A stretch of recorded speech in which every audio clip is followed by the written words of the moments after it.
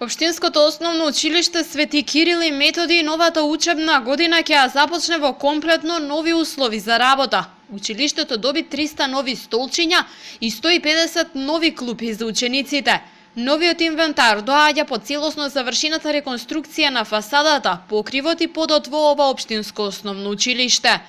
Тоа е завршување на целокупниот проект за средување на ова училиште наше, каде што покрај фасадата, кровот, подовите во училиштето, во училниците, со завршен елемент се и сите овие клупи кои што се достигнати денеска, но да напоменам дека истовремено се стигнати клуби во средното училиште гимназијата Кочо Рацин, каде што има 67 клупи, еквивалент пута 200 столчиња, значи се окупниот проект е негде околу 10.000 евра, кој што денеска во текот на денот ќе се имплементира во нашиот град.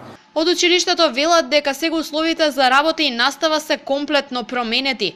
Очекуваат дека инвестициите во училиштето ќе привлечат и поголем број ученици, иако училиштето никогаш немало проблеми со упис на првачиња.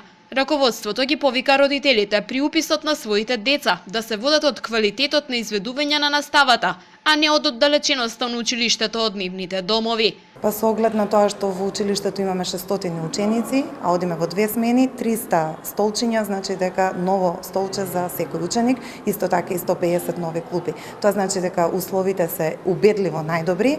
Би им препорачала на сите родители кои што имаат особено нови ученици за упис да дојдат да го погледнат училиштето, да ги видат условите и да не се ориентираме како што некогаш се ориентирало кој ни е најблиску училиште, туку да го гледаме кој има најдобри услови, кој е најквалитетно, кој постигнува најдобри резултати и кој има најмногу државни и меѓународни награди.